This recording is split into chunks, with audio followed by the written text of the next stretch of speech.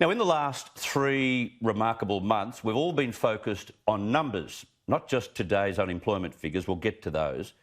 The COVID numbers, the daily number of new infections, the number of tests done, the number of deaths, the number of people recovered, which is important, and all sorts of percentage trends, including tests to infections and the rest of it. And all those numbers, more than poly speak or what the medics are even saying, form our opinions. We all have opinions on where we're up to and where we were. We all have been able to evaluate this ongoing personal risk to ourselves and our family, and of course the lack thereof in more recent times, to create our own views on the new world we live in. And so all those numbers, I think, take us directly to today's numbers from the Lowy Institute. A fascinating insight, this. Australians are extremely confident in our country's response to COVID-19, but not so impressed by the performance of many global powers, in particular the United States. 93% say Australia has handled the outbreak very or fairly well so far.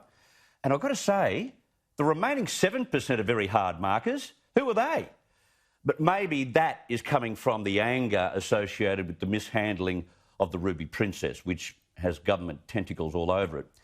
The survey shows that we even think China has outperformed America. 31% say China has handled the outbreak very or fairly well, which is pretty generous, given their creepy and very secretive handling of the virus right at the very beginning.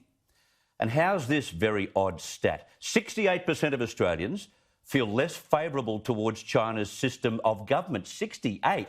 Given its blatant muzzling of free speech, its cruel treatment of dissidents, and its communist DNA, that should be 98%. Now, as for the UK, less than a third of Australians say that the Johnson government has handled the outbreak well. And that's a pretty good measurement. And with the US on the bottom of that list, the very bottom, there's also a majority view, 53%, that the United States will be less powerful than what it was before the crisis. 41% say it'll make no difference. Now, all of that will clearly depend on who wins November's election and how well the winning president can rebuild what was the world's biggest economy. The uphill battle there is as steep as it gets.